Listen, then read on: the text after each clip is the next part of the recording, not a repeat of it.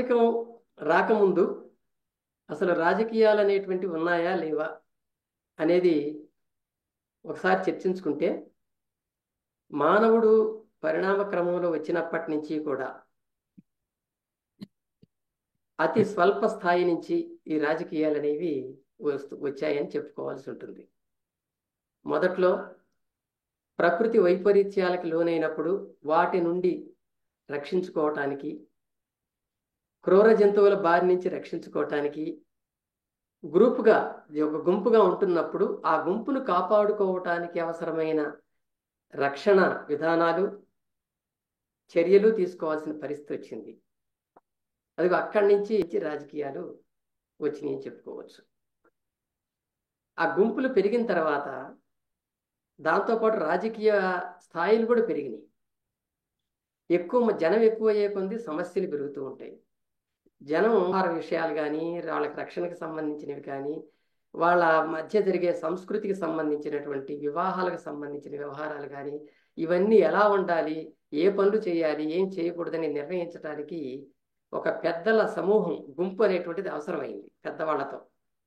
అది అలాంటి వాళ్ళ యొక్క విధానం, అంటే వాళ్ళ ఆలోచనలు, వాళ్ళు చేసే పనులు, వాటి ఆచరణ అంతా కూడా రాజకీయానికి సంబంధించిందే. ఊళ్ళు ఏర్పడిన తర్వాత ఊళ్ళల్లో ఊరి పెద్దలు వచ్చారు, తెలిసిన వాళ్ళు. అలాగే ఇంట్లో వ్యక్తుల మధ్య పొరపాట్లు, గొడవలు, తగాదాలు వస్తే తీర్చడానికి తగినటువంటి జ్ఞానం ఉన్నటువంటి అనుభవజ్ఞులు. అలాగే ఇతర ఊళ్ళతో ఏమైనా గొడవలు వస్తే వాటిని ఎట్లా తీర్చుకోవాలని నిర్ణయించేవాళ్ళు. ఇట్లా ఏ వ్యవహారాల్లో వాళ్ళు బాగా నాలెడ్జ్ ఉందో ఆ వ్యవహారాల్లో ఉన్నటువంటి వాళ్ళందరూ కూడా సలహా మండలిలాగా, ఊరికి పెద్దల్లాగా ఏర్పడి రాజకీయాలను నడిపారు. అయితే క్రమంగా రాజ్యం అనేటువంటిది పెరుగుతూ వచ్చింది. అంటే చారిత్రకంగా ఈ ఫలానా టైంలో వచ్చింది అంటానికి ఒక డేట్స్ కానీ కాలం కానీ ఏమి ఉండవు. ఒక్కొక్క ప్రాంతంలో, ప్రపంచంలో ఒక్కొక్క సమయంలో వచ్చాయి. స్థూలంగా చెప్పాలంటే వ్యవసాయం అనేటువంటిది స్టార్ట్ అయిన తర్వాత వ్యవసాయ పనుల నిమిత్తం అక్కడ ఎక్కువ మంది ఉండటం అనేటువంటిది మొదలైంది. వ్యాపారాలు మొదలైనవి. ఒక ప్రాంతం నుంచి మరో ప్రాంతానికి సరుకులను చేరవేయటం, సరుకులను తెచ్చుకోవటం, ఇలాంటివి జరిగినాయి.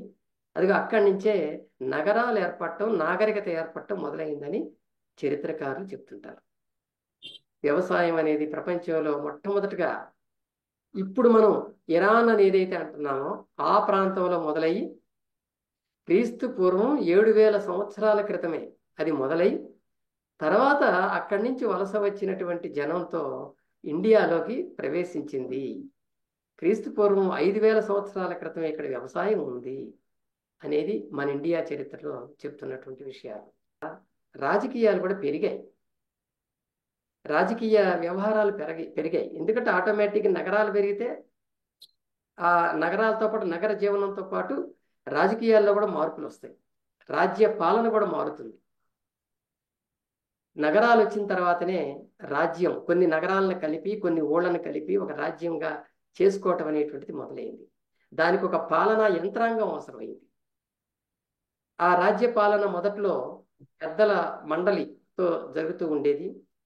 క్రమక్రమంగా అది రాచరికం వైపు దారితీసింది. మనకు ఒక సూపర్ పవర్ అనేటువంటిది ఒకటి ఉండాలి. ఎందుకంటే అందరినీ నియంత్రించగలిగినటువంటి ఒక శక్తి లేకపోతే అందరూ నియంత్రణకి లోబడి ఉండరు అనేటువంటిది వచ్చిన తర్వాత, రాజు అవసరం అనేది వచ్చిన తర్వాత మనకి ఈ రాజకీయం అనేటువంటిది మలుపు తిరిగింది. ప్రపంచవ్యాప్తంగా కూడా రాజుని దేవుడితో సమానంగా చూశారు. ఏ నాగరికత తీసుకోండి మీరు ప్రపంచంలో, అందులో రాజు అంటే దేవుడితో సమానం. దేవుడు కానివాడు రాజు కాలేడు. మనుధర్మశాస్త్రం కూడా నా విష్ణు పృథివీపతి అని చెప్పింది. విష్ణువు కానివాడు రాజు కాలేడని.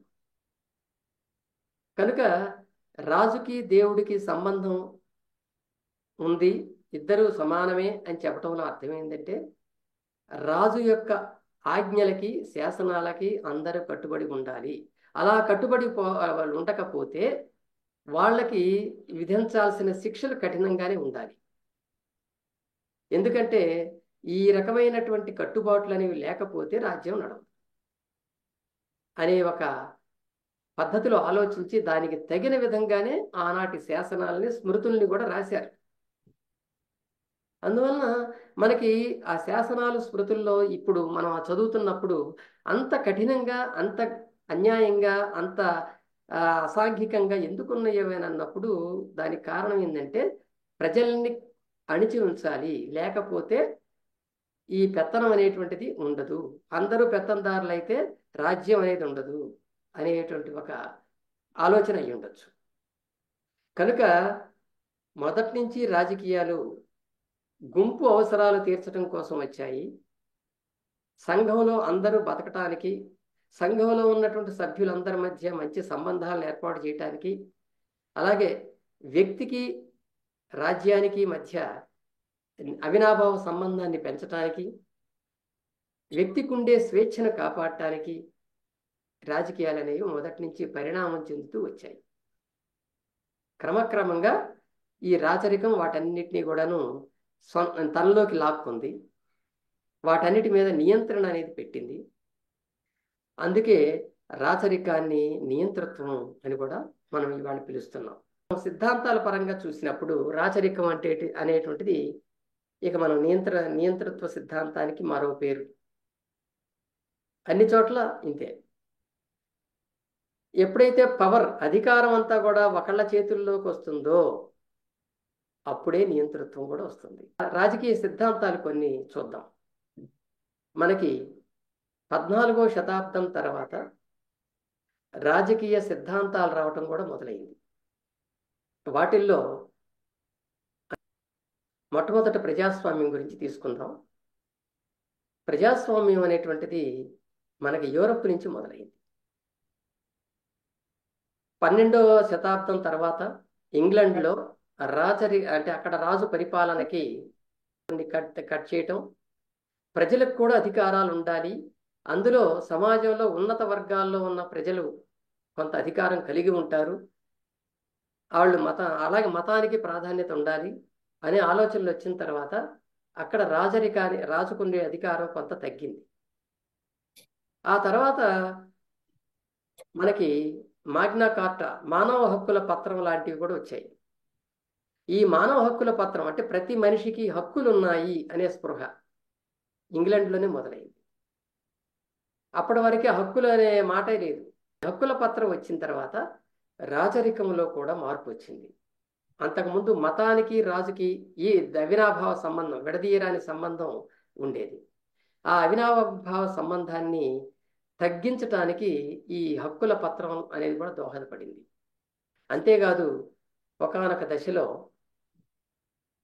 ఆ రోమన్ క్యాథలిక్ చర్చి ఏదైతే ఉందో, యూరప్ మొత్తాన్ని కంట్రోల్ చేస్తున్నటువంటి చర్చి ఏదైతే ఉందో, పోప్ ఏదైతే ఉన్నాడో, ఆ పోపుకి ఇంగ్లాండ్లో ఉన్న రాజుకి మధ్య పొరపొచ్చాలు వచ్చి అసలు నీ ఆజ్ఞని నేను పాటించను పో అని చెప్పి ఆ రాజు తిరస్కరించడం కూడా ఒక హక్కుల ఉద్యమం రావడానికి కూడా ఒక కారణమైంది. నువ్వు అంటే అప్పుడు వాళ్ళు ఇది మా పోపునే కాదంటావా, దాంతో మీ రాజ్యాన్ని అల్లకల్లోలం చేస్తామని చెప్పి అన్నప్పుడు నేను పోపుని కాదంటున్నాను కానీ మతాన్ని కాదంటం లేదు అని ఆ రాజు తను తాను డిఫెండ్ చేసుకొని ప్రత్యేకంగా ఇంగ్లాండ్లో ఒక క్రైస్తవ మతాన్ని స్థాపించాల్సిన పరిస్థితి వచ్చింది. అదిగో అక్కడ ఆంగ్లికన్ చర్చ్ అనేది స్టార్ట్ అయింది.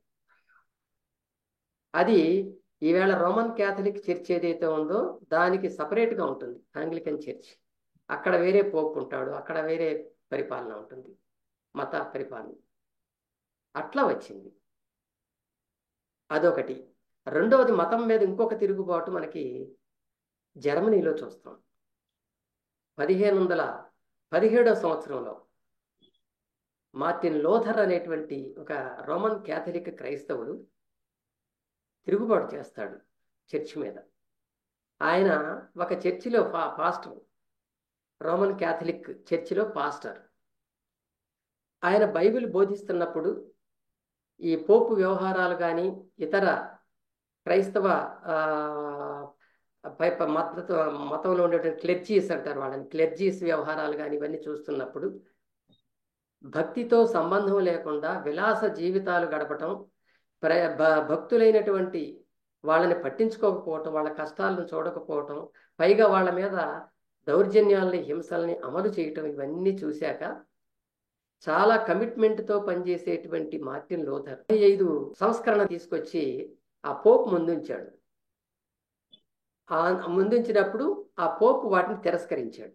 వాటిని తిరస్కరించడంతో ఆయన ఒక తిరుగుబాటు చేసి ఆ క్రైస్తవ మతం నుంచి బయటకు వచ్చాడు. అంతేకాదు ఆనాడు పరిపాలిస్తున్నటువంటి జర్మన్ రాజు కూడా అతన్ని బహిష్కరించాడు. క్రైస్తవంలోనే చాలామంది మార్టిన్ లూథర్ చెప్పిన దాంట్లో తప్పు లేదు, కాబట్టి మనం అనుసరిస్తే తప్పేంటి అనుకొని ఆయన ఫాలోయర్స్గా మారిపోయారు. వాళ్ళనే లూథరన్స్ అంటున్నారు. ఇప్పుడు లూథరన్ చర్చ్ ఏదన్నా ఉంది అంటే అది వాళ్ళే. కనుక అక్కడి నుంచి ఒక శాఖ మొట్టమొదటిగా రోమన్ క్యాథలిక్ మతం నుంచి ఒక శాఖ చీలి బయటకు వచ్చి ఒక ప్రత్యేకంగా క్రైస్తవ శాఖగా మారిపోయింది. ఈ తిరుగుబాటు ఎప్పుడైతే వచ్చిందో మేధావుల్లో క్రైస్తవం లేదా పోపు లేదా వాడు చెప్తున్న దేవుడు ఇవన్నీ కూడా సందేహించదగినవి, వీటికి అతీతమైన శక్తులు ఏవో ఉన్నాయని మనం అనుకోవాల్సిన పని లేదు అనే ఒక ఆలోచన ప్రారంభమైంది. ఈ ఆలోచన నుంచే రెనైజాన్స్ మూమెంట్ పుట్టుకొచ్చింది. 14వ శతాబ్దంలో మొదలైంది రెనైజాన్స్. ఆ రెనైజాన్స్లో ముఖ్యమైన అంశాలు తీసుకుంటే బైబిల్కి మొట్టమొదట యూదుల భాషలో రాయబడింది. ఆ తర్వాత దాన్ని మార్చడానికి ఎవరైనా ప్రయత్నం చేస్తే కూడా ఒప్పుకోలేదు. ఆ హిబ్రూ భాష నుంచి టిండేల్ అనేటువంటి ఒక అతను సాహసం చేసి దాన్ని ఇంగ్లీష్లోకి ట్రాన్స్లేట్ చేస్తే అతన్ని దూషించారు క్రైస్తవ మతస్థులు. ఆ ట్రాన్స్లేషన్ని బయటకు రాకుండా అడ్డుకోవాలని ట్రై చేశారు. జాన్ గూటెన్బర్గ్ అత్యంతరం కనిపెట్టి ఆ బైబిల్ని అతను ప్రింట్ చేసి అప్పటికే కొన్ని ప్రతుల్ని పంపించటం వల్ల బయటికి ఆ ప్రతులు మిగిలిపోయినాయి. ఆ రకంగా తిరుగుబాటు అనేటువంటిది, అంటే క్రైస్తవ మతం అణచటం అనేటువంటిది, క్రైస్తవుల్నే అణచటం అనేటువంటిది కూడా స్టార్ట్ అయింది. దాంతో మేధావుల్లో 14వ శతాబ్దం నుంచి తిరుగుబాటు, మతం మీద తిరుగుబాటు అనేది మొదలైంది. సో 14 నుంచి స్టార్ట్ అయ్యి 17వ శతాబ్దం దాకా 300 సంవత్సరాల పాటు యూరప్లో రెనైజాన్స్ మూమెంట్ అనేది ఒకటి వచ్చింది. రెనైజాన్స్ అంటే పునరుజ్జీవనం. రోమన్ సామ్రాజ్యానికి అధికారంలోకి రావడానికి ముందు గ్రీకు దేశంలో అనేక మంది పండితులు, మేధావులు, ప్లేటో, అరిస్టాటిల్ లాంటి వాళ్ళు, సోక్రటీస్ లాంటి వాళ్ళు పుట్టి విజ్ఞానాన్ని కొత్త పుంతలు తొక్కించారు అప్పుడు. అయితే రోమన్ చక్రవర్తులు వచ్చి వాళ్ళ మీద దాడులు చేసిన తర్వాత ఆ పండితులందరూ పారిపోయారు, చెల్లా చెదిరైపోయారు గ్రీకు నుంచి. అలా చెల్లా చెదిరైనటువంటి వాళ్ళు ఏ దేశాల్లో వెళ్ళారో, ఏమేం చేశారో కూడా చరిత్ర సరిగ్గా లేదు. అదిగో అలాంటి ఒక చరిత్ర, అంటే ఉజ్జీవనం అనేటువంటిది గ్రీకులో ఆనాడు రోమన్ సామ్రాజ్యానికి ముందు కాలంలో ఉన్న అనేది వికాసం అనేటువంటిది మళ్ళీ ఇప్పుడు మొదలైంది. దానికే పునరుజ్జీవనం అన్నారు.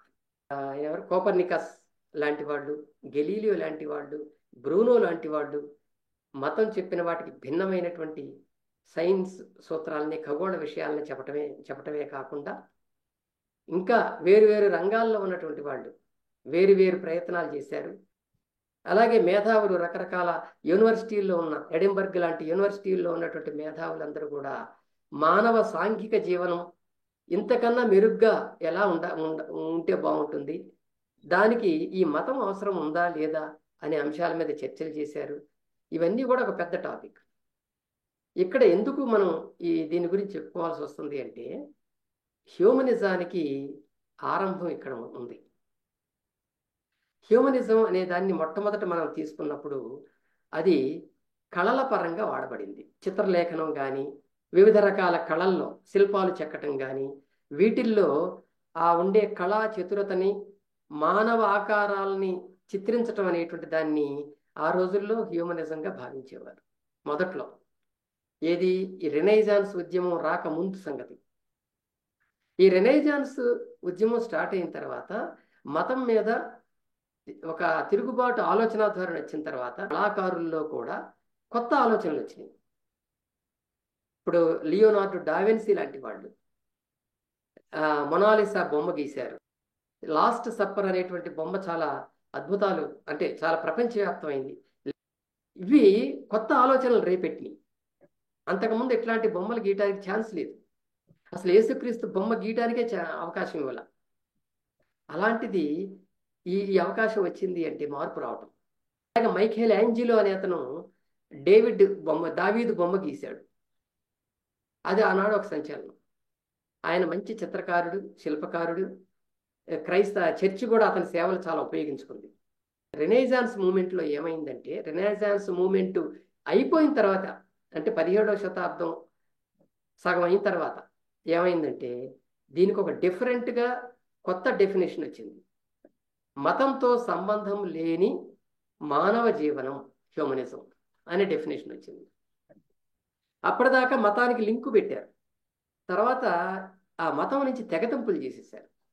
ఎందుకంటే ఈ 17వ శతాబ్దం నాటికే అటు సైన్స్ కానీ, కళలు కానీ, తాత్విక రంగం కానీ ఇవన్నీ కూడా మార్పులు చెందినాయి. మతం ఎంత వద్దంటున్నా, ఎంత కంట్రోల్ చేయాలనుకుంటున్నా కుదరలా. ఎందుకు కుదరలేదు అంటే, క్రూసేడ్ యుద్ధాలు జరిగినప్పుడు, క్రూసేడ్ యుద్ధాలు 10వ శతాబ్దం నుంచి 12వ శతాబ్దం వరకు 300 సంవత్సరాల పాటు జరిగినాయి. ఆ యుద్ధాల్లో కొన్ని లక్షల మంది చనిపోయారు. ఆనాడు జనాభాయే తక్కువ, అయినా కొన్ని లక్షల మంది చనిపోయారు. ఆ చనిపోయిన దాంట్లో మతం పాత్ర ఉంది. తర్వాత జనంలో మతం మీద ఒక రకమైన పునరాలోచన, ద్వేషం లాంటివి కూడా మొదలైనవి. ఇక అక్కడి నుంచే మతాన్ని ప్రశ్నించాలి అనే ఒక ధైర్యం కూడా వచ్చింది జనానికి. ఇది ఈ 17వ శతాబ్దం తర్వాత వచ్చే టైంకి మతంతో సంబంధం లేని జీవితం ఉండొచ్చు అనే ఆలోచన చేశారు. చాలామంది ఆలోచన చేసిన వాళ్ళు ధైర్యంగా తమను తాను ఎక్స్పోజ్ చేసుకోవటానికి ముందుకు రాలేకపోయారు. అందుకనే డెయిజం అనే కొత్త శాఖను ఏర్పాటు చేసుకున్నారు. డెయిజం అంటే దైవికవాదం అని. అంటే మేము దైవవాదంలోనే ఉన్నాం, కానీ ఈ ఆలోచన కూడా చేస్తున్నాం. మనుషులకి దేవుడికి మధ్య ఉండే సంబంధాలను కూడా మేము ప్రత్యేకంగా పరిశీలిస్తున్నాం అని కొంతమంది దాని చాటును దాక్కున్నారు. కానీ కొంతమంది తిరుగుబాటు చేశారు. మానవ సమాజాన్ని మతం కంట్రోల్ చేయకుండా, రాజులు కంట్రోల్ చేయకుండా కూడా మనకు మనమే కంట్రోల్ చేసుకోవచ్చు, మనల్ని మనమే పరిపాలించుకోవచ్చు, అదిగో ఆ పరిపాలన ఇది ఇలా ఉంటుంది అని కొత్త సిద్ధాంతాలని తీసుకొచ్చినటువంటి వాళ్ళు మనకి రెనైజాన్స్ మూమెంట్ తర్వాత బయటపడ్డారు. అది యూరోప్లోనే స్టార్ట్ అయ్యి, మొట్టమొదటిగా మనం ఫలానా అని చెప్పలేం, కానీ థామస్ హాబ్స్ లాంటి వాళ్ళు ఉన్నారు. అలాగే వాల్టేర్, మనందరికీ తెలిసిన పేరు ఇది. వాల్టేర్ అనే అతను ఫ్రెంచ్ మేధావి. ఆయన చాలా పుస్తకాలు రాశాడు. ఆ రోజుల్లోనే 20,000 కరపత్రాలు రాశాడని అంటారు. ఆయన 2,000 పుస్తకాలు రాశాడు అంటారు. అంత మేధావి ఆయన. ఈ ప్రజాస్వామిక ఆలోచన విధానం అంతకు ముందున్న అక్కడక్కడ బయటికి రాకుండా ఉన్నటువంటి దృక్పథాలని తీసుకొచ్చి ఒక సిద్ధాంతీకరించి, మనిషి అనేవాడు సుప్రీం, మానవుడికి ఏ సమస్య వచ్చినా మానవుడు సరి చేసుకోగలడు, దేవుడితో పని లేదు.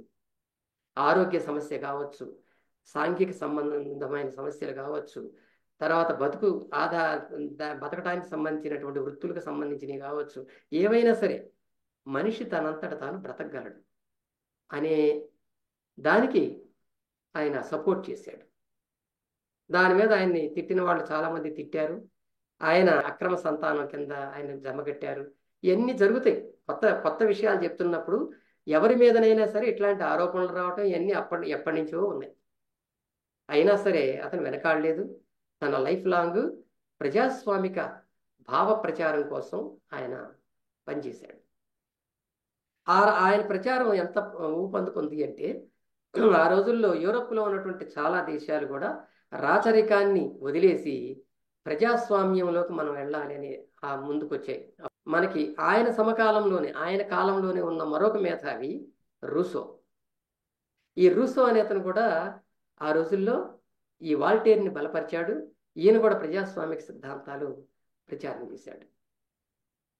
ఈ వాల్టేరు 1694 నుంచి 1778 వరకు ఉన్నాడు.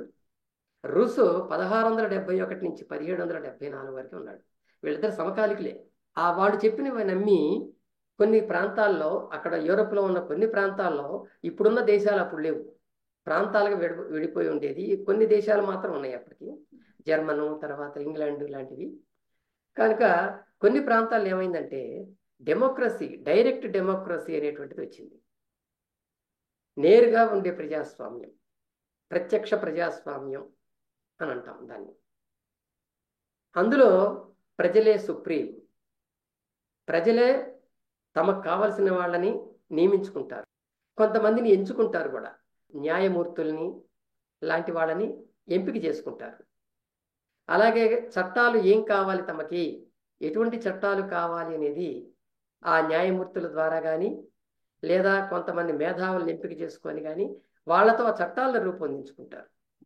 తమకు నచ్చని వాటిని అనుసరిస్తూ ఉంటే, ఈ ఎంపిక చేసుకున్న వాళ్ళు కానీ, నియమించుకున్న వాళ్ళు కానీ తమకు నచ్చని వాటిని రాజకీయాల్లో అనుసరిస్తూ ఉంటే, వాళ్ళు చేసేవి పనులు కరెక్టా కాదా అని ప్రజాభిప్రాయం తెలుసుకోవటానికి రెఫరెండం పెట్టుకున్నారు. దాన్ని ప్రజాభిప్రాయ సేకరణ అంటాం మనం. దానికి పెట్టుకున్నారు. అలాగే రీకాల్ పెట్టుకున్నారు, అంటే నచ్చని వాళ్ళని వెనక్కి తీసుకురావటానికి. డైరెక్ట్ డెమోక్రసీలో ఇవన్నీ ఉన్నాయి. ఇప్పటికీ కూడా రీకాల్ అనేటువంటిది మనం చూస్తాం కొన్ని దేశాల్లో.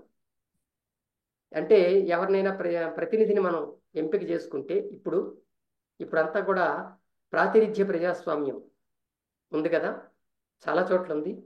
ఈ ప్రాతినిధ్య ప్రజాస్వామ్యంలో ప్రతినిధుల్ని మనం ఎంచుకుంటాము. ఆ ఎంచుకున్న వాళ్ళ యొక్క పరిపాలనా పద్ధతి లేదా వాళ్ళు అనుసరించే విధానాలు నచ్చకపోతే రీకాల్ చేయటం, వాళ్ళని వెనక్కి రప్పించడానికి ప్రజలకు హక్కు ఉంది. ఈ రీకాల్ విధానం ఇప్పటికీ కూడా 30 దేశాల్లో అమలవుతుంది ప్రపంచంలో. ఉంటే ప్రజాస్వామ్యానికి చాలా బలం ఉంటుంది. అక్కడ రీకాలు, రెఫరెండం, అలాగే ప్రజలే వాళ్ళకి కావాల్సినటువంటి వాళ్ళని నియమించుకోవటం, ఎంచుకోవటం, ఇవన్నీ ఏవైతే ఉన్నాయో ఇవి వ్యక్తికి ప్రాధాన్యతనిస్తాయి. ప్రజాస్వామ్యంలో వ్యక్తికి ఉన్నటువంటి ప్రాధాన్యతని ఇవి మనకు తెలియజేస్తాయి. ప్రతి ఒక్కడు ఇండివిజువల్గా ఆలోచించగలుగుతాడు.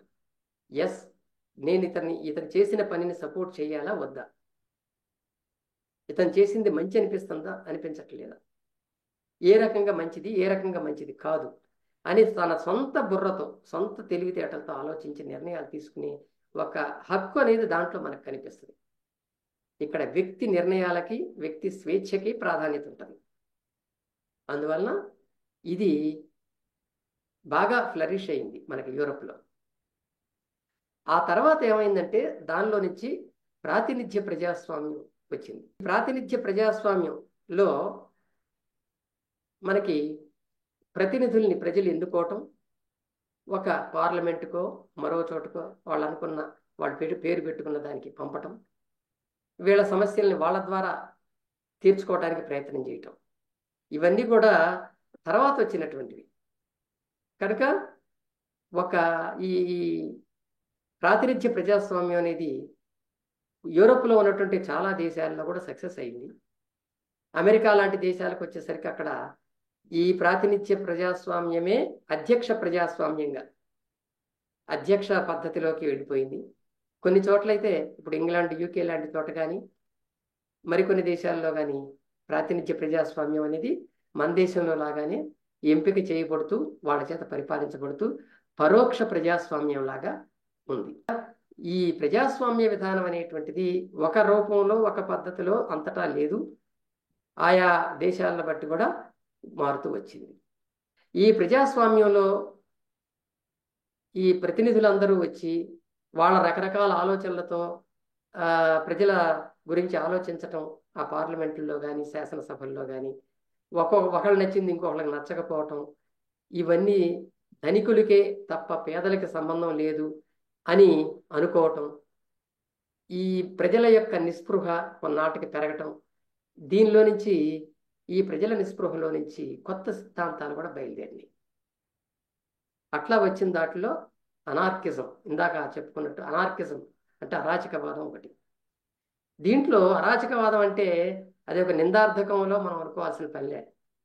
అరాచకం అంటే రాజు లేకపోవటం అని అర్థం. రాజు లేని పరిపాలన.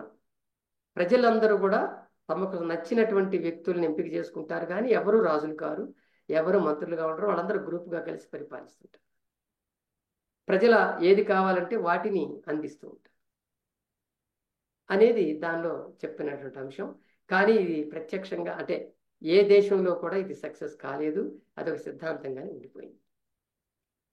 ఇంకా తర్వాతది కార్ల్ మార్క్స్ తీసుకొచ్చినటువంటి మార్క్సిజాన్ని మనం 19th సెంచరీలో చూస్తాం. వర్గ నియంతృత్వం అనేటువంటిది అల్టిమేట్గా ఉంటుంది. అంటే వర్గాలు రెండు రకాలు ఉంటాయి. ఒకటి కూలి పని చేసో లేకపోతే శ్రమ చేస్తూ బ్రతికేటువంటి వర్గం శ్రామిక వర్గం. రెండవది పెట్టుబడులు పెట్టి వాళ్ళ శ్రమను దోచుకునేటువంటిది పెట్టుబడిదారి వర్గం. ముఖ్యంగా ఈ రెండు వర్గాలు ఉంటాయి. ఈ రెండు వర్గాల్లో వీళ్ళు ఎక్కువ మంది ఉంటారు, వాళ్ళు తక్కువ మంది ఉంటారు. వీళ్ళ శ్రమని వాళ్ళు దోచుకుంటూ ఉంటారు. వీళ్ళు గనక ఏకమైపోయి, కార్మికులు, వ్యవసాయ రైతులు, కూలీలు వీళ్ళందరూ ఏకమైపోయి ఆ దోపిడీని అంతం చేయగలుగుతారు, వీళ్ళ రాజ్యాన్ని స్థాపించుకుంటారు. దాన్ని సామ్యవాదం అని చెప్పాడు ఆయన. ఈ కార్మిక వర్గ నియంతృత్వంలో ఏర్పడేటువంటి రాజ్యం అది అన్నాడు. ఈ కార్మిక వర్గ నియంతృత్వం అనేది కమ్యూనిజంలో ఉంటుంది అని స్పష్టం చేశాడు. ప్రజలందరికీ సమాన హక్కులు ఉంటాయి, సమాన అవకాశాలు ఉంటాయి, సమంగా ఆదాయం పంచబడుతూ ఉంది. అలాగే భూమి మొత్తం జాతీయం అవుతుంది, పరిశ్రమలు కూడా జాతీయం అవుతాయి అని, అందరి సొమ్ము అంతా, ఆస్తి అంతా కూడా రాజ్యానికి సంబంధించిందిగానే ఉంటుంది అనేది దానిలో ఉన్నటువంటి ఒక క్లుప్తంగా చెప్పాలంటే ఒక అవుట్లైన్. ఇది మార్క్స్ సిద్ధాంతం. ఈ రాజకీయ సిద్ధాంతాన్ని బేస్ చేసుకుని మనం ఈవేళ మార్క్సిజాన్ని ఒక గొప్ప సిద్ధాంతంగా భావిస్తూ ఉంటాం. అయితే సమాజాన్ని వర్గాలుగా విడదీయటం అనేటువంటిది కొత్తగా అనిపించి ఈ ప్రపంచవ్యాప్తంగా ఉన్నటువంటి వ్యవసాయ కార్మికులు కానీ, ఫ్యాక్టరీలో పనిచేసే కార్మికులు కానీ, ఇతర కష్టం మీద శ్రామిక వర్గం ఏదైనా సరే వాళ్ళందరూ కూడా సంతోషించి మన రాజ్యం మనం తెచ్చుకోవచ్చు ఇట్లా ఈ విధంగా అని అనుకొని అనేక చోట్ల తిరుగుబాట్లు చేయటం, ఆ మేడే లాంటి దినోత్సవాలు చేసుకోవటం, అలాగే కొన్ని దేశాల్లో ప్రభుత్వానికి వ్యతిరేకంగా తిరుగుబాట్లు చేయటం, ఆ తర్వాత అణిచివేయటం కూడా జరిగింది. రష్యాలో ఎప్పుడైతే సక్సెస్ అయ్యి అక్కడ లెనిన్ నాయకత్వంలో ఒక రాజ్యం ఏర్పడింది, కమ్యూనిస్ట్ రాజ్యం, అప్పుడు దాని మీద ఎక్కువ ఫోకస్ అయింది ప్రపంచానికి. దాని తర్వాత చైనా దాని నుంచి ప్రేరణ పొంది అక్కడ ఆ రాజ్యాన్ని స్థాపించుకుంది. ఆ విధంగా క్రమక్రమంగా ఈ రెండు దేశాల ప్రభావాలతో ఒక 16 దేశాలు ఆ సిద్ధాంతంలోకి వెళ్ళినాయి. అయితే క్రమక్రమంగా ఇవన్నీ కూడా మళ్ళీ ఆ సిద్ధాంతం నుంచి బయటకు వచ్చాయి. ఇప్పుడు చైనా, ఉత్తర కొరియా లాంటి, క్యూబా ఇలాంటి కొన్ని దేశాలు మాత్రం అదే సిద్ధాంతంతో ఉన్నట్టు చెప్పుకుంటున్నాయి, కానీ వాటిల్లో కూడా చాలా సంస్కరణలు వచ్చాయి. అప్పుడున్న మార్క్సిజం ఇప్పుడు లేదు, చాలా సంస్కరణలు వచ్చినాయి. అక్కడ కూడా ప్రైవేట్ పెట్టుబడులు ఇవన్నీ బాగా వచ్చాయి. ఈ రాజకీయ సిద్ధాంతం ఏదైతే ఉందో మార్క్సిజం, దీంట్లో ప్రధాన లోపం ఎక్కడ కనిపిస్తుంది అంటే ప్రజలకి స్వేచ్ఛ లేకపోవటం, పరిపాలనలో ప్రజల ప్రత్యక్ష పాత్ర లేకపోవటం, పరిపాలన మొత్తానికి కార్మిక వర్గం అనేటువంటిది ఒకటి ఏర్పడి వాళ్ళు పరిపాలించటం, వాళ్ళ పరిపాలనలో నియంతృత్వ విధానాలు అవలంబించడం. కార్మిక వర్గ నియంతృత్వం అని క్లియర్గా చెప్పారు. ఆ నియంతృత్వం ఎప్పుడైతే అన్నామో అక్కడ ప్రజలకి హక్కులు ఉండవు. భావస్వేచ్ఛ హక్కు దగ్గర నుంచి వాళ్ళకి అన్ని హక్కులు ఉండవు. రాజ్యం సుప్రీం. అక్కడ తను ఏం తినాలన్నా, ఏం తాగాలన్నా, ఏం పని చేయాలన్నా, ఎంత సంపాదించుకోవాలన్నా అక్కడ రాజ్యం యొక్క అనుమతి ఉండాలి.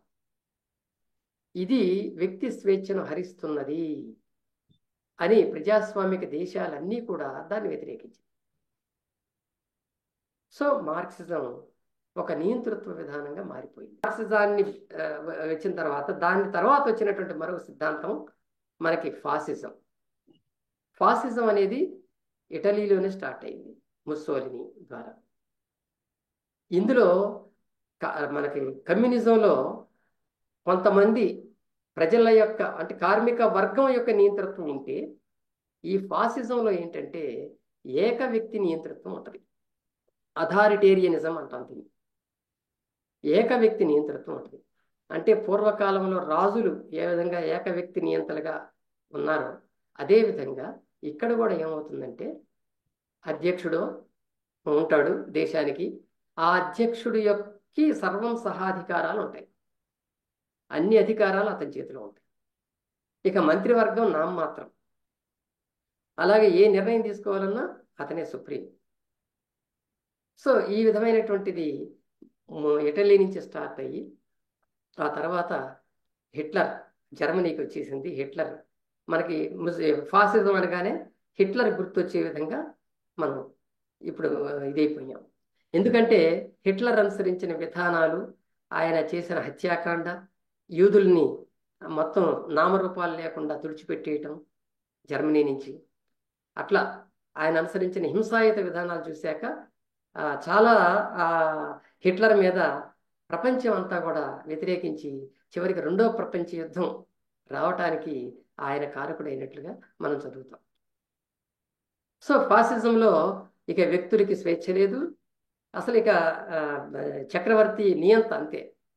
ఆయన చక్రవర్తి అని పేరుండదు, అధ్యక్షుడనే పేరుండదు, అంతే ఆయన నియంత. అలాగే ఎప్పుడైనా మనం చూడాల్సింది ఏంటంటే ఏక వ్యక్తి నియంతృత్వం అనేది ఎప్పుడైతే వస్తుందో అక్కడ ఖచ్చితంగా మతం అతనికి సపోర్ట్గా నిలబడుతుంది, లేదా మతం సపోర్ట్ని వాళ్ళు తీసుకుంటారు. ఎందుకంటే తిరుగుబాటు జనం నుంచి రాకుండా. మతం ఎప్పుడైతే ఉంటుందో దేవుళ్ళు, ఆరాధనలు, పూజలు, లేకపోతే రకరకాల మూఢనమ్మకాలను వ్యాప్తి చేసి ప్రజల్ని తిరుగుబాటులోకి రానివ్వకుండా చేయటానికి మతం తోడ్పడుతుంది. అందుకే ఏక వ్యక్తి నియంతృత్వాలు ఉన్న చోట మతం అనేటువంటిది సహకారిగా ఉంటుంది. ఇది హిట్లర్ విషయంలో అంతే, ముసోలిని విషయంలో అంతే, ఎవరి విషయంలోనే అంతే. అక్కడ అదే జరిగింది.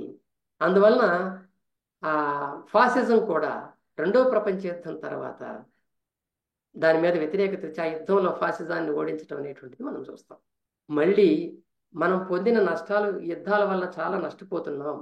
మొదటి ప్రపంచ యుద్ధం, రెండవ ప్రపంచ యుద్ధం, వీటన్నిటిలో చాలా నష్టపోయామని చెప్పి దేశాలన్నీ కూడా మనం ఇక నుంచి ఇట్లాంటి యుద్ధాలు రాకుండా మన ప్రజలను మనం కాపాడుకోవాలని ఒక ప్రజాస్వామిక దృక్పథం కలిగినటువంటి దేశాలు చేసిన ఆలోచనల నుంచి ఈ ఐక్యరాజ్య సమితి లాంటి అంతర్జాతీయ సంస్థలు వచ్చాయి. ఈ ప్రజాస్వామిక దృక్పథం అనే దానికి ఒక ఆకృతి అనేటువంటిది ఐక్యరాజ్య సమితి ద్వారా వచ్చింది.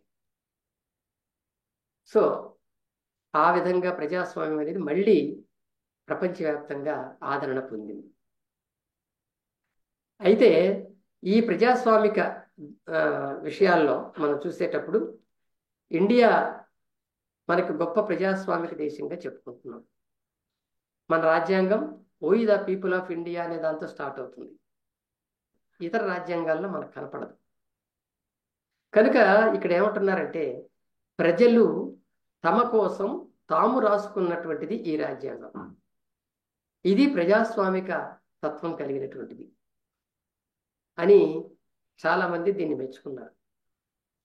సరే ఇక మనకందరికీ తెలుసు, అంబేద్కర్ మొదటి నుంచి ప్రజాస్వామికవాది కనుక ఇతర దేశాలకు వెళ్ళి, అంటే అమెరికా కానీ ఇంగ్లాండ్ కానీ ఆ దేశాలకు వెళ్ళి ఆయన ఈ ప్రజాస్వామిక దృక్పథానికి సంబంధించి లోతైన పరిశీలనలు చేసి మనకు వచ్చి మన ఇండియా సమాజానికి స్టడీ చేసిన వాడు కాబట్టి దీనికి తగిన రీతిలో ఆ ప్రజాస్వామిక దృక్పథాన్ని కలిగిన రాజ్యాంగాన్ని రాయటం అనేటువంటిది మనకందరికీ తెలుసు. అందుకే అసలు మన దేశానికి ఒక రాజ్యాంగాన్ని తయారు చేయటమే చాలా కష్టమైన పని. మిగిలిన దేశాలకి మనకి చాలా తేడా ఉంది. మిగిలిన దేశాల్లో జాతులు ఇన్ని జాతులు కానీ ఇన్ని రకాలైన భాషలు కానీ ఇవన్నీ ఉండవు. అమెరికా లాంటి దేశంలో యూరోప్ నుంచి వచ్చినటువంటి అనేక దేశాలు, అలాగే అక్కడ ఉన్నటువంటి మూలవాసులు వీళ్ళందరూ ఉన్నప్పటికీ కూడా అక్కడ రాజ్యాంగాన్ని తయారు చేయడానికి జార్జ్ వాషింగ్టన్ లాంటి వాళ్ళు, థామస్ జెఫర్సన్ లాంటి వాళ్ళు చాలా ఈజీగా చేయగలిగారు. ఎందుకంటే ప్రజాస్వామిక దృక్పథంతో వాళ్ళు రాజ్యాంగాన్ని తయారు చేయగలిగారు ఈజీగా, ప్రజలకు విలువ ఇచ్చారు కాబట్టి. ఇక్కడ మన ఇండియాలోకి వచ్చేసరికి అక్కడున్నంత ఫ్రీ ఆఫ్ మైండ్ మనకి ఇక్కడ తక్కువ. ఇక్కడ ప్రజలందరూ కూడా సాంస్కృతిక అంశాలకు ఇచ్చినంత ప్రాధాన్యత ఈ రాజ్య వ్యవహారాలకి రాజకీయాలకి ఇవ్వరు. ఇక్కడ 3000కు పైగా జాతులు, భాషలు, మళ్ళీ కులాలు, ఇవన్నీ రకరకాలు ఉన్నాయి. వీళ్ళందరినీ పరిపాలించడానికి కావాల్సిన రాజ్యాంగం ప్రజాస్వామికంగా ఉండాలంటే చాలా ఆలోచించి చేయాల్సి ఉంటుంది. అవన్నీ చూసి ఆయన ఈ రాజ్యాంగం తయారు చేశాడు. అందులో ప్రాథమిక హక్కులు ప్రతి మనిషికి, వాళ్ళు ఏ కులం మతాల్లో ఉన్నా, ఏ తెగల్లో ఉన్నా, ప్రతి మనిషికి, ఈ దేశంలో నివసించే వారికి ఇదిగో ఈ హక్కులు ఉంటాయి అని హక్కుల్ని పొందుపరిచాడు. అలాగే ప్రభుత్వం ప్రజల కోసం, దేశం కోసం ఏవి చేసినా చేయకపోయినా ఇదిగో ఇలాంటివి చేస్తే ఈ దేశం నిలబడుతుంది, ఈ దేశానికి ఇలాంటి అవసరం అని చెప్పి కొన్ని ఆదేశిక సూత్రాలని తయారు చేశాడు. డైరెక్టివ్ ప్రిన్సిపల్స్ అంటాం, ఆదేశిక సూత్రాలు అంటాం. అవి తయారు చేసి ఇచ్చాడు. అందులో ప్రభుత్వం చేయాల్సిన విధులవి. అలాగే పౌరులు చేయాల్సినటువంటి విధులు కూడా తర్వాత మనం దాంట్లో పెట్టుకోవడం జరిగింది. ప్రభుత్వానికే కాదు పౌరులకు కూడా విధులు ఉన్నాయి అని ఆర్టికల్ 51 దగ్గర నుంచి ఆ పౌర విధులను మనం పెట్టుకున్నాం. సో ఇవన్నీ చూసినప్పుడు ఈ పౌర హక్కులు, ప్రభుత్వ బాధ్యతలు, పౌర విధులు, అలాగే దీనికి ఒక ప్రజాస్వామిక దృక్పథం మనం ఆ పీఠికలో క్లియర్గా చెప్పుకున్నాం. సాంఘిక, ఆర్థిక, రాజకీయ రంగాల్లో సమాన న్యాయం ప్రతి ఒక్కరికి ఉంటుంది అని చెప్పుకున్నాం. ఇది చాలా చాలా బలమైనటువంటి ఒక అంశం. ఇది అంటే ఈ రాజ్యాంగంలో ఉన్న సుగుణాలు అలా ఉంచితే ప్రజల యొక్క పరోక్ష భాగస్వామ్యంతో నడుస్తున్నటువంటి ప్రజాస్వామ్యం. ఇంతకుముందు డైరెక్ట్ డెమోక్రసీ గురించి చెప్పుకున్నాం. ఇది ఇండైరెక్ట్ డెమోక్రసీ. ఎట్లా అంటే ఇందులో ప్రజల చేత ఎంపిక చేయబడినటువంటి ప్రతినిధులు గ్రామ స్థాయి నుంచి కూడా రాష్ట్ర స్థాయి, గ్రామ స్థాయి, రాష్ట్ర స్థాయి, దేశీయ స్థాయిలో కూడా వాళ్ళు వెళ్ళి వాళ్ళకి ఏర్పాటైనటువంటి కార్యాలయాల్లో లేదా శాసనసభల్లో ప్రజల సమస్యలను ప్రస్తావించి ప్రజలకి కావలసిన సదుపాయాలు చేయటం అనేటువంటిది దీనిలో ప్రధానంగా కనిపిస్తుంది. కాబట్టి దీన్ని పార్లమెంటరీ ప్రజాస్వామ్యం అంటున్నాం, రిప్రజెంటేటివ్ డెమోక్రసీ అంటే ప్రాతినిధ్య ప్రజాస్వామ్యం అంటున్నాం. అయితే దీంతో పాటు ఇక్కడ ఉన్నటువంటి ఒక అవలక్షణం కూడా ఎవరు చెప్పంది కూడా మనం చెప్పుకోవాల్సి ఉంది. ఇది party democracy, party based democracy అనేది కూడా చెప్పుకోవచ్చు. అది ఈ ప్రజాస్వామ్యంలో కనిపిస్తుంది మనకి. అంటే ఏంటి? ప్రజాస్వామ్యంలో ప్రధాన అంశాలు ఏవైతే ఉన్నాయో అవి ఈ రాజకీయ పార్టీల కారణంగా వాటి ప్రాధాన్యత తగ్గిపోవటం అనేది మనం చూస్తాం. ఇక్కడ ప్రజాస్వామ్యంలో ప్రధానంగా ఉండాల్సిన అంశం ఏంటంటే మ్యాన్ ఈజ్ సుప్రీం. మనిషికి మించిన పవర్, మనిషికి ఉండాల్సినటువంటి అధికారం ఇంకెవరికి ఉండదు.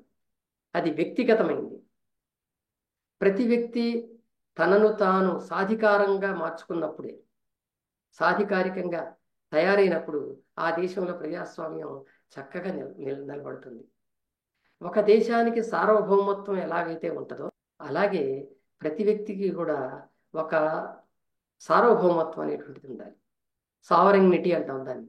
అది ఉన్నప్పుడు ఆ వ్యక్తి తన సొంత తెలివితేటలను ఉపయోగించి తన జీవితం ఎలా ఉండాలి, తన నివసిస్తున్న సమాజం ఎలా ఉండాలి, దానికి రాజకీయంగా ఏ చర్యలు తీసుకోవాలి అనేటువంటిది నిర్ణయించుకోగలుగుతాడు, తెలుసుకోగలుగుతాడు.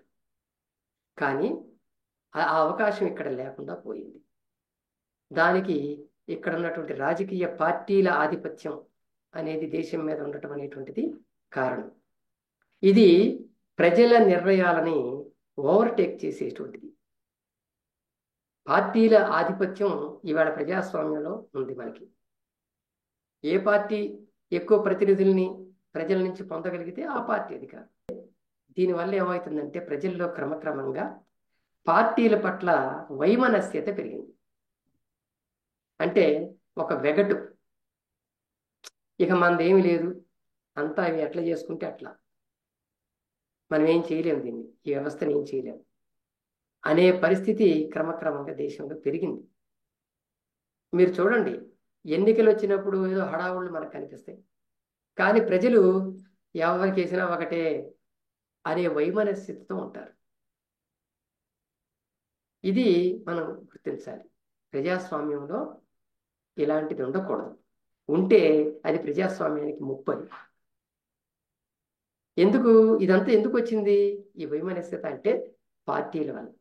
పార్టీలు ఏం చేస్తున్నాయి అంటే ప్రజల్ని మేము చాలా ప్రేమిస్తాము, ప్రజలకి ప్రజల తప్ప మాకు ఇంకొకట్లా లేదు, మమ్మల్ని దీవించేవాళ్ళు, మమ్మల్ని ఆదరించేవాళ్ళు ప్రజలే అని చాలా చెప్తూ ఉంటారు కబుర్లు.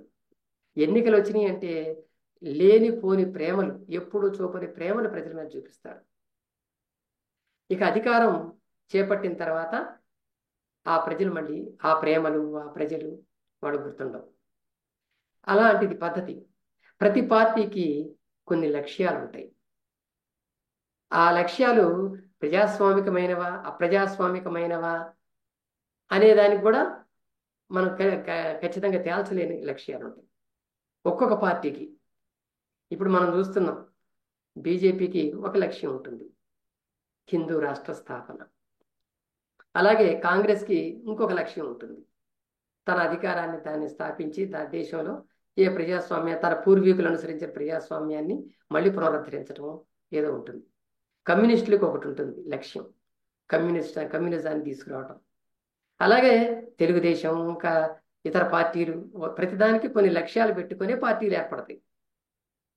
అయితే ఇలాంటి లక్ష్యాలు పెద్దగా ఉంటే ఆ లక్ష్యాల సాధన కోసం 5 ఏళ్ల పాటు వాళ్ళ అధికారంలో ఉంటే ఆ లక్ష్యాలు పూర్తిగా, అందువలన ఇంకా సమయం కావాలని కోరుకుంటాయి. మళ్ళీ అధికారం కోసం రకరకాల ప్రయత్నాలు చేస్తాయి. ఎలాంటి ప్రయత్నాలు చేస్తాయి అంటే ప్రజాకర్షణ కోసం వల్లమాలిన పథకాలు కూడా పెడుతుంటాయి. మనిషిని తన కాళ్ళ మీద తన నిలబడేలా చేసే అభివృద్ధిని నిజమైన అభివృద్ధి అనాలి. కానీ పథకాలు పెట్టి, ఉచితాలు పెట్టి వాళ్ళని అభివృద్ధిలోకి తీసుకొస్తున్నామని చెప్తాయి. ప్రతిదానికి ప్రజలు పార్టీ వైపు చూస్తారు, పార్టీ నాయకుని వైపు చూస్తారు. ఇంకా చెప్పాలంటే పార్టీ నాయకుడు ఆయన ఏం చెప్తున్నాడు, మన గురించి ఏం చెప్తున్నాడు, మనకి ఏది ఉచితంగా ఇవ్వబోతున్నాడు అనే పరిస్థితి క్రమంగా ఈ పార్టీ ప్రజాస్వామ్యం వల్ల వచ్చింది. ఎందుకంటే చివరికి ఆ పార్టీలు కూడా ఎట్లా మారినాయి అంటే, పార్టీల్లో చాలామంది నాయకులు ఉంటారని అనుకుంటాం మనం, కానీ అధ్యక్షుడో లేకపోతే సుప్రీమో ఒకడే ఉంటాడు, ఆయనే నాయకుడు, ఆయన మాటే చెల్లుతుంది.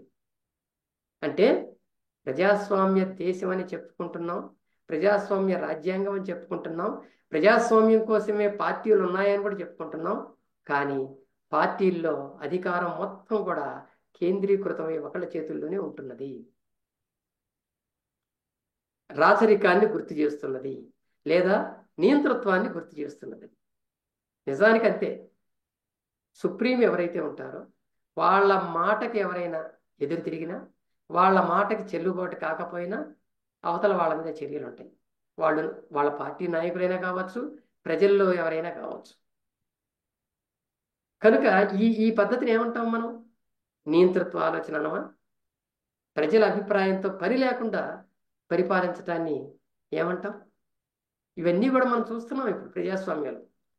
అలాగే వాళ్ళు పెట్టే పథకాలు కూడా వాళ్ళ నాయకుల పేరుతోనో లేదా వాళ్ళ పేర్లతోనో ఉంటాయి. ప్రతి నాయకుడు అధికారంలోకి రాకముందు ఎలా ఉన్నాడో, అధికారంలోంచి దిగిపోయిన తర్వాత ఎలా ఉన్నాడో కంపేర్ చేసుకుంటే వాళ్ళ ఆస్తులు విపరీతంగా పెరిగిపోతాయి. ఎందుకు పెరుగుతాయి ఇవన్నీ? నిజంగా ప్రజాస్వామికంగా పరిపాలించడం కోసం కదా వచ్చింది. న్యాయబద్ధంగా, చట్టబద్ధంగా కనుక నువ్వు పరిపాలన చేస్తే ఆస్తులు ఎందుకు పెరుగుతాయి? ఇవి ఆలోచించాలి ప్రజలు. కానీ ప్రజలు కూడా ఆలోచించే పరిస్థితి లేదు. వాళ్ళకి జవాబుదారీతనం లేదు. ఏ పార్టీ నాయకుడికి కూడా జవాబుదారీతనం లేదు అని జనం అనుకోవట్లేదు. ఆ చైతన్యం కూడా జనంలో లేదు. ఆర్థిక నేరాలకు పాల్పడతారు. ప్రతి ఒక్కడు ఆర్థిక నేరాలకు పాల్పడతారు. ఆ పాల్పడినటువంటి వాళ్ళ మీద సరైన విచారణ ఉండదు. అలాగే శిక్షలు ఉండవు. వాళ్ళు అక్రమంగా సంపాదించిన ఆస్తుల్ని స్వాధీనం చేసుకొని తిరిగి మళ్ళీ ప్రజలకు అందించటము ఉండదు. అంతేకాదు, పాలకవర్గ పార్టీల్లోకి చేరితే వాళ్ళు చేసే నేరాలన్నీ మాఫీ అయిపోతాయి. ఇక పార్టీకి ఎవరైతే ఓటేయలేదో ఆ ఓటేయనటువంటి ప్రజల మీద కక్షలు, దాడులు, వేధింపులు, ఇవన్నీ ప్రజాస్వామ్యమా? కాదు. అలాగే ఓటు వేయటానికి ఈవేళ స్వేచ్ఛ లేని పరిస్థితులు కూడా ఉన్నాయి. కొంతమంది మేము స్వేచ్ఛగా ఓటేయలేకపోతున్నామని చెప్పుకోవటం కూడా మనం వింటుంటాం, చూస్తుంటాం. కాబట్టి ఈ దేశంలో ఈ పార్టీలు అన్నీ కలిసి, ఏ పార్టీ అని మనం ఏరెత్తి చూపాల్సిన పని లేదు. ఈ పార్టీలన్నీ కూడా ప్రజాస్వామిక పద్ధతుల్లో నడవటం మానేసి ఒక నియంతృత్వ పోకడలతో పార్టీ స్వామ్యాన్ని కొనసాగిస్తున్నాయి. స్వామ్యం అంటే ఆధిపత్యం. పార్టీ ఆధిపత్యాన్ని ప్రజల మీద రుద్దుతుంది. అందువల్ల ఇక్కడ ప్రజాస్వామ్యం అనేది మనకి కనిపించదు. రాజ్యాంగం ప్రజాస్వామికం, కానీ పాలన మాత్రం ప్రజాస్వామికం కాదు. కారణం ఏంటంటే ఇక్కడ ప్రజలు కూడా ప్రజాస్వామ్య స్పృహ కలిగిన వాళ్ళు కాదు. అది కూడా కారణం. రాజ్యాంగం మరి ప్రజాప్రతినిధుల్ని నియంత్రించడానికి కూడా రాజ్యాంగంలో ఉన్నాయి, సూత్రాలు ఉన్నాయి. కానీ ఈ పార్టీ ప్రజాస్వామ్యం ఏ స్థితికి వెళ్ళిందంటే తమకు అనుకూలంగా లేని రాజ్యాంగ సూత్రాలని మార్చిపడేసి వాళ్ళకు అనుకూలమైన వాటిని రాసుకోవడానికి కూడా అధికారాన్ని పొందింది. ఇప్పుడున్న భారతదేశంలో ఉన్నటువంటి ఈ ప్రజాస్వామ్యం చాలా బలహీనంగా ఉంది. ఇందులో వ్యక్తికి నిర్ణయ స్వేచ్ఛ లేదు, వ్యక్తులు నిర్ణయించుకునే స్వేచ్ఛ లేదు, దాన్ని అమలు చేసే స్వేచ్ఛ అంతకంటే లేదు. రాజ్యాంగంలోని ప్రజాస్వామిక సూత్రాలు ఉన్నాయి తప్ప దాని అమలులో ఏ పార్టీ కూడా ఆ ప్రజాస్వామికంగా వ్యవహరించడం లేదు. ఇలాంటి పరిస్థితుల్లో మరి మానవవాదం ఎటువంటి దృక్పథాన్ని కలిగి ఉంటుంది? మానవవాదం ఎప్పుడూ కూడా వ్యక్తి స్వేచ్ఛని ఇంపార్టెన్స్ ఇస్తుంది. ప్రతి వ్యక్తి కూడా నిర్ణయాత్మకమైనటువంటి స్వేచ్ఛ కలిగి ఉండాలి. ఆలోచనల్లోనూ, ఏదైనా నిర్ణయాలు తీసుకోవటంలోనూ, తన జీవితాన్ని తాను ఎలా నడిపించుకోవాలనే దాంట్లోనూ పూర్తి సంపూర్ణ స్వేచ్ఛ కలిగి ఉండాలి. అట్లా ప్రతి వ్యక్తి, ఈ వ్యక్తులు అందరూ కూడా ఈ స్వేచ్ఛయుతంగా జీవితాన్ని కనుక పొందే స్థాయి వస్తే ఆటోమేటిక్గా వాళ్ళు నివసిస్తున్న సమాజంలో ప్రజాస్వామ్యం పెరుగుతుంది. వాళ్ళ నుంచి వెళ్ళేటువంటి ప్రతినిధుల యొక్క చైతన్యం కూడా పెరుగుతుంది. ఈ సాంఘిక ప్రజాస్వామ్యం, వ్యక్తిగత ప్రజాస్వామ్య దశ నుంచి సాంఘిక ప్రజాస్వామ్యం కనుక పెరిగితే రాజకీయ ప్రజాస్వామ్యం అనేవి వస్తాయి. ఈ మాట అంబేద్కర్ కూడా ధృవీకరించాడు. ఆయన రాజ్యాంగ సభలో మాట్లాడుతున్నప్పుడు కూడా మన దేశం సాంఘిక ప్రజాస్వామ్యం లేదు మన దేశంలో.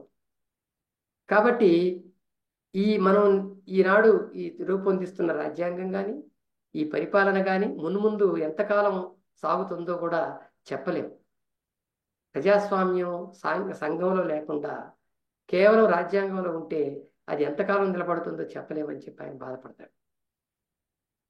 కనుక ఆ బాధలో అర్థం ఉంది. మానవవాదం ఖచ్చితంగా ప్రజాస్వామ్యం వ్యక్తి నుంచి మొదలవ్వాలి అని చెప్తుంది. వ్యక్తి నుంచి మొదలవ్వాలి, వ్యక్తి స్వేచ్ఛకు ప్రాధాన్యత ఇవ్వాలి. కానీ ఈవేళ వ్యక్తి స్వేచ్ఛగా ఆలోచించే పరిస్థితి లేదు.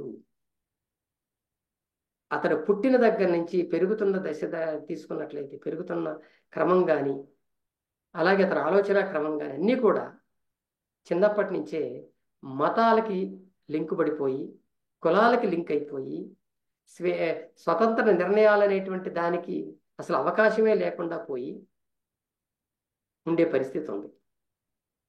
మానవాతీత శక్తుల ప్రమేయంతోనే తన జీవితం ఉంటుంది అని చిన్నప్పటి నుంచే దేవుళ్ళకి దండాలు పెట్టడం, పూజలు చేయటం, గొళ్ళ చుట్టూ తిరగటం, ఇవన్నీ అలవాటైన తర్వాత ఇక స్వతంత్ర నిర్ణయాలు ఎక్కడి నుంచి వస్తాయి? కనుక మానవాతీత శక్తుల ప్రమేయం, అలాగే దేశంలో ఉన్నటువంటి ఈ పార్టీల నియంతృత్వం, అలాగే మన చుట్టూ సమాజంలో ఉన్నటువంటి రకరకాల భావజాలం, ఇవన్నీ కూడా వ్యక్తిని పరాధీన స్థితిలోనే ఉంచుతున్నాయి. కాబట్టి ఈ పరాధీన స్థితి పోకపోతే వ్యక్తి దాని నుంచి బయటపడడు, స్వేచ్ఛాజీవిగా మారలేడు. కనుక ప్రజాస్వామ్యం స్వేచ్ఛాయుతంగా మార్చడం అనేది ముందు జరగాలి. దానికి ఎప్పుడో ప్లేటో, క్రీస్తు పూర్వకాలంలో ప్లేటో ఒక బుక్ రాస్తాడు, రిపబ్లిక్ అనే పేరుతో. దాంట్లో ఒక మాట చెప్తాడు, ఏంటంటే ప్రజల్లో ఎప్పుడు కూడా ఎడ్యుకేషన్ ఉండాలి అంటాడు. ప్రజలకి ఎడ్యుకేషన్ లేకపోతే రిపబ్లిక్ అంటే ప్రజాస్వామ్య గణతంత్ర వ్యవస్థలు అవి నిలబడవు అంటాడు. ఇక్కడ ఎడ్యుకేషన్ అంటే డిగ్రీలకు సంబంధించింది కాదు, ఇంటర్మీడియట్, డిగ్రీ ఇట్లాంటివి ఇది కాదు, డిగ్రీలకు కాదు. అది చైతన్యానికి సంబంధించినటువంటిది, సామాజిక చైతన్యానికి సంబంధించినటువంటిది ఎడ్యుకేషన్. అది మానవవాదులు అది ఉండాలని చెప్తారు. మానవ హక్కుల గురించి, ప్రజాస్వామిక విలువల గురించి ఎప్పుడు కూడా ప్రజల్లో ప్రచారం ఉండాలి. అప్పుడే వాళ్ళ పరాధీనత భావాలు తగ్గిపోతాయి, క్రమక్రమంగా తగ్గుతాయి. తగ్గి స్వతంత్రంగా ఆలోచించటం అనేటువంటిది అలవాటు అవుతుంది. ఆ క్రమశిక్షణ అనేది కూడా దానంతట అదే వస్తూ ఉంటుంది క్రమంలో. వ్యక్తులు ఈ పార్టీలకు కట్టుబడని, పార్టీల పిడికిళ్లలో ఉండనటువంటి వారిగా, ఒక క్రమశిక్షణ గలవారిగా, సొంతంగా నిర్ణయాలు తీసుకునేటువంటి వ్యక్తులుగా ఎదుగుతారు దానివల్ల. కాబట్టి ఈ ఎడ్యుకేషన్, చైతన్య విద్య అంటే ప్రజల్లో చైతన్యాన్ని ఒక విద్యా బోధనలాగా చేస్తూ ఉండటం అనేటువంటిది అవసరమని భావిస్తారు. అందుకే హ్యూమనిస్టులు దీన్ని ఒక ప్రత్యేక అంశంగా, రాజకీయానికి సంబంధించిన ఒక ప్రత్యేక అంశంగా చూస్తారు. హేతుబుద్ధి ప్రజల్లో పెరగాలి అంటారు. ప్రజల్లో హేతుబుద్ధి అనేది డెవలప్ కాకపోతే హేతుబుద్ధి కలిగిన సమాజం కూడా రాదు.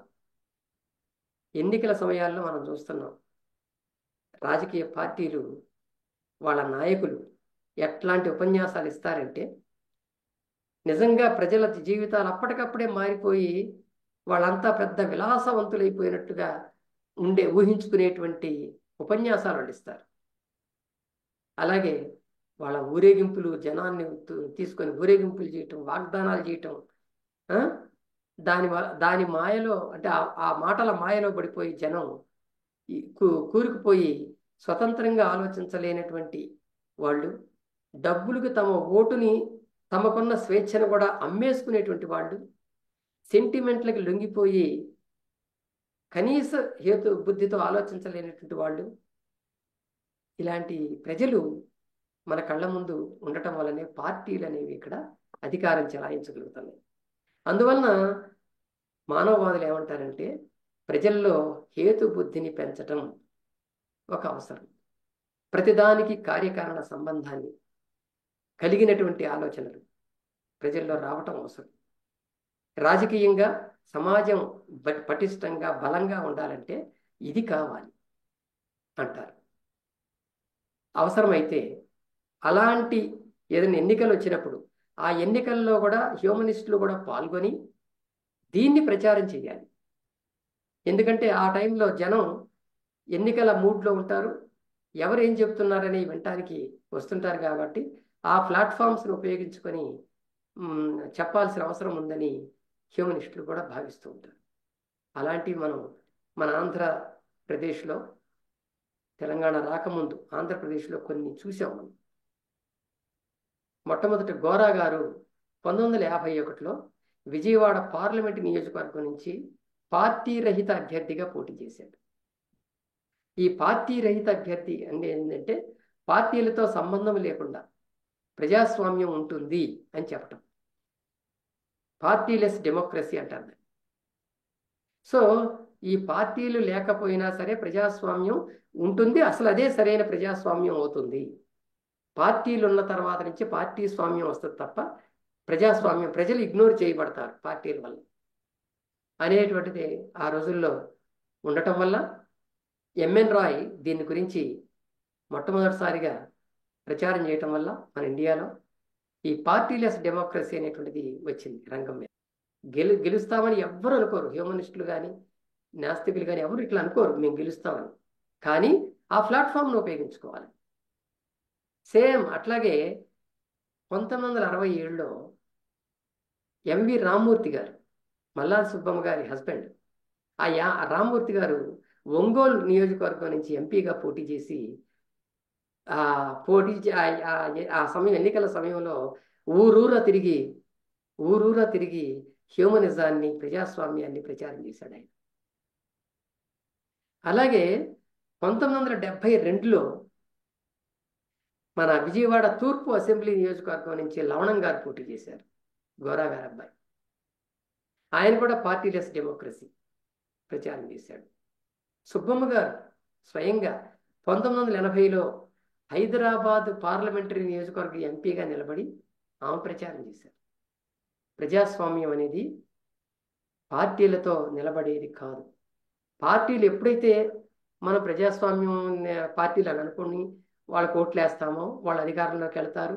అధికారంలోకి వెళ్ళి అనేక రకాలుగా ప్రజల్లో ఉన్న మూఢత్వాన్ని అలాగే ఉంచి ప్రజల్లో ఉన్న పరాధీన భావజాలాన్ని నమ్మకాలని అలాగే ఉంచి వాళ్ళ ఎదుగుదలకి వాటిని ఉపయోగించుకుంటారు.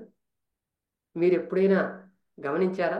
ఏ ఒక్క పార్టీ అయినా అధికారంలోకి వచ్చిన తర్వాత ఏ ఒక్క పార్టీ అయినా ప్రజలలో ఉన్న పరాధీన భావాలని విషయాల మీద ఆధారపడనివ్వకుండా వాటి నుంచి బయటపడేయటానికి ఒక్క చట్టం తీసుకురావటం కానీ ఒక్క ఉపన్యాసం చెప్పటం కానీ ఎవరైనా ఒక్కళ్ళు చేశారా? ఎవ్వరు చెయ్యరు. ఎందుకంటే అవి ఉండాలి. అవి ఉంటేనే వాళ్ళ మనుగడ వాళ్ళ అభివృద్ధి సాధ్యమవుతుంది. అందువలన ఇవి ఈ పార్టీలు అనేవి మన దేశంలో ఆ రకంగా తయారైనవి. అయితే ఇలాంటిది మన దేశానికే పరిమితమా లేదా ఇతర దేశాల్లో కూడా ఈ పరిస్థితి ఉందా అనేది కూడా మనం చూడవచ్చు. ఇతర దేశాల్లో ఇంత లేదు, పార్టీ పరంగా ఇంత లేదు మనకి.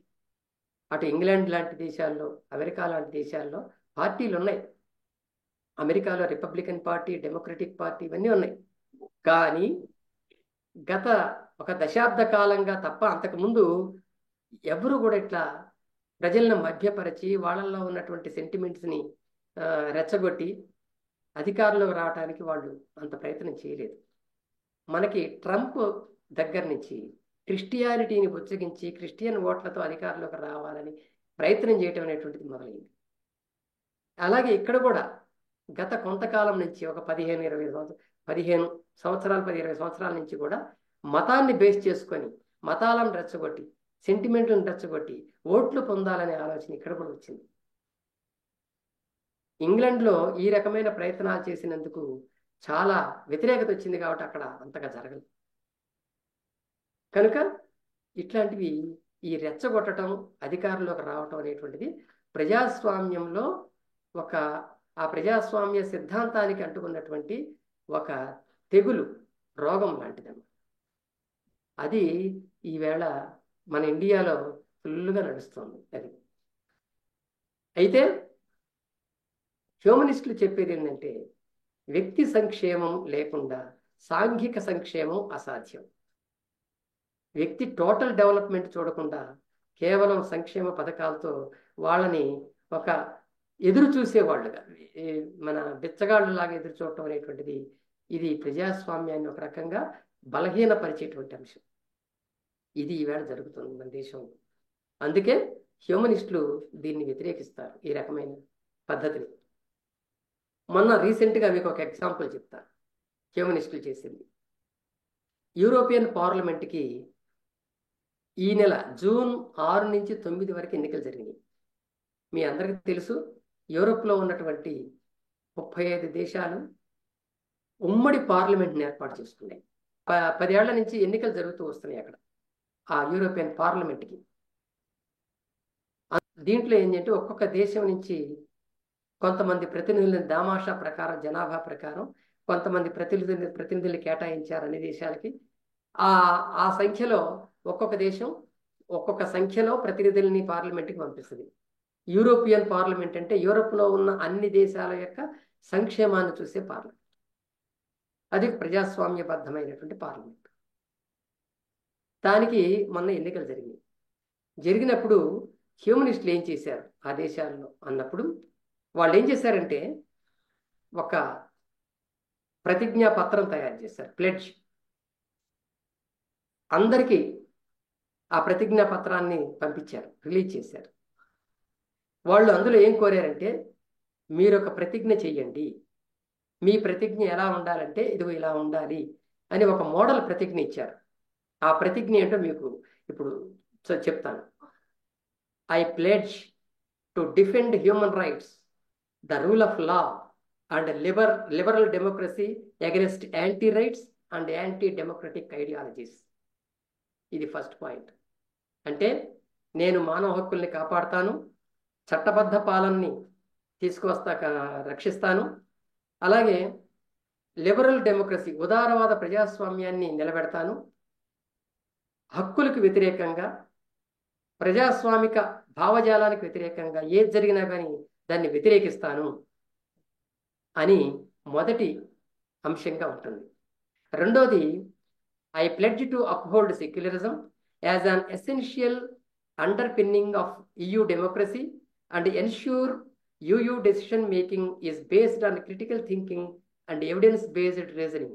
నేను సెక్యులరిజాన్ని, లౌకికవాదాన్ని యూరోపియన్ డెమోక్రసీలో ఒక మౌలికమైన అంశంగా, మౌలిక స్వభావం కలిగిన అంశంగా ఉంచడానికి నేను ప్రయత్నం చేస్తాను. దాని ఆధారంగానే ప్రజల్లో క్రిటికల్ థింకింగ్ని పెంచడానికి, అంటే సూక్ష్మ పరిశీలన లేకపోతే విమర్శనాత్మక పరిశీలన ధోరణిని పెంచడానికి, ఎవిడెన్స్డ్ బేస్డ్ రీజనింగ్, సాక్ష్యాలు ఉంటేనే నమ్మాలి, సాక్ష్యాల ఆధారంగానే వివేకాన్ని ఉపయోగించాలి అనేటువంటి దాన్ని ప్రజల్లో పెంచడానికి నేను ప్రయత్నిస్తానని ప్రమాణం చేస్తున్నానని చెప్పాలి. I pledge to safeguard the right to self-determination, allowing individuals to live their lives freely with bodily autonomy. స్వయం నిర్ణయాధికారం అనే హక్కుని నేను కాపాడుతాను. వ్యక్తులకు ఉండేటువంటి స్వయం నిర్ణయాధికారం అనే హక్కుని నేను కాపాడుతాను. అంటే ప్రతి ఒక్కరూ కూడా, ప్రతి వ్యక్తి కూడా తన జీవితాన్ని స్వేచ్ఛగా సాగించడానికి, అలాగే తన శరీరం మీద తనకు మాత్రమే హక్కు ఉండటానికి ఏ విధంగా రాజకీయాలు ఉండాలని నేను ప్రయత్నిస్తానని చెప్పి, అలాగే I pledge to strengthen the legitimacy and democracy of the EU by guaranteeing civil society inclusion, supporting a free media and countering disinformation. చట్టబద్ధమైనటువంటి విధానాలని కానీ ప్రజాస్వామ్యాన్ని కానీ గ్యారంటీ ఇవ్వాలి. యూరోపియన్ యూనియన్లో ఉన్నటువంటి వాళ్ళందరికీ కూడా గ్యారంటీ ఇవ్వాలి. వాళ్ళ పౌర సమాజం అయితే ఉందో దాన్ని అందులోకి తీసుకునే విధంగా ఉండాలి. అంటే మీడియా అనేటువంటిది స్వేచ్ఛగా తనకు తాను పనిచేసే విధంగా ఉండాలి. అలాగే తప్పుడు సమాచారాన్ని ఇవ్వని దానిలాగా ఉండాలి. ఇదంతా జరిగే విధంగా నేను ప్రయత్నిస్తాను. అలాగే ఇంకొక అంశం ఏంటంటే, I pledge to take immediate, comprehensive and socially just action in response to the threat of climate change. ఇది ప్రకృతికి సంబంధించినటువంటి ఒక అంశం. అంటే సైన్స్ మీద ఆధారపడి, సైన్స్ ఇస్తున్నటువంటి సాక్ష్యాల మీద ఆధారపడి, దాని మార్గదర్శకత్వంలో క్లైమేట్ చేంజ్ ఏదైతే, వాతావరణ మార్పులు ఏవైతే జరుగుతున్నాయో, ఈ వాతావరణ మార్పులకి సరైన న్యాయం జరిగే విధంగా యూరప్ దేశాలన్నీ ఇమీడియట్గా స్పందించడానికి కావాల్సిన చర్యలకు నేను ముందుకు వస్తానని చెప్పాల్సి ఉంటుంది. ఒక 5 అంశాలతో కూడినటువంటి ఈ ప్లెడ్జ్ని ప్రతి ఎంపీకి అక్కడ పంపించారు. అందులో దాదాపు 720 మంది ఎంపీలుగా పోటీ చేశారు అక్కడ. ఆ 720 మందిలో 64 మంది వీటి మీద సంతకాలు చేశారు. మేము దీనికి కట్టుబడి ఉంటాం అనేటువంటి రిజల్ట్ వచ్చింది. యూరోపియన్ పీపుల్స్ పార్టీ అనేటువంటిది ఎక్కువ సీట్లు సాధించింది. అది కూడా సంకీర్ణ ప్రభుత్వం. ఒక పార్టీ అధికారంలోకి వచ్చే పరిస్థితి లేదు అక్కడ. సంకీర్ణ ప్రభుత్వం ఇతర పార్టీలను కలుపుకుంది. అందులో క్రిస్టియన్ పార్టీలు కూడా ఉన్నాయి. మొత్తానికి సంకీర్ణ ప్రభుత్వం ఏర్పడింది. ఏది అక్కడ క్రిస్టియన్ పార్టీ అని అది మతపరమైన పార్టీ అయినప్పటికీ అధికారంలోకి వచ్చిన తర్వాత యూరోపియన్ పార్లమెంట్ రూల్స్ ఏవైతే ఉన్నాయో, నియమాలు ఏవైతే ఉన్నాయో వాటిని అనుసరించాల్సిందే. వాళ్ళ మతాన్ని ప్రచారం చేసుకోవడానికి అక్కడ ఛాన్స్ లేదు. కాబట్టి ఇవన్నీ కూడా అక్కడ ఉన్నాయి. ఇది రీసెంట్గా జరిగినటువంటి హ్యూమనిస్టులు తీసుకున్నటువంటి ఒక స్టెప్. ఏదేమైనా వాళ్ళందరిలో కామన్గా కనిపించేది ఏంటంటే అక్కడ ప్రజా సమూహంలో స్వతంత్ర నిర్ణయాధికారం గల వ్యక్తులుగా ప్రజలను తయారు చేయటం అనేది వాళ్ళు ప్రధానంగా తీసుకుంటారు. అది వాళ్ళ రాజకీయ దృక్పథం. హ్యూమనిస్టులు చేస్తున్నటువంటి ఇది దాదాపు హ్యూమనిస్టు సంస్థల యొక్క మేనిఫెస్టోల్లో, కార్యకలాపాల్లో ఇది ఒకటి అంతర్లీనంగా ప్రతి చోట మనకు కనిపిస్తూ ఉంది. మానవ వికాస వేదికలో కూడా అందుకే ఆ అంశాన్ని పెట్టుకోవడం జరిగింది.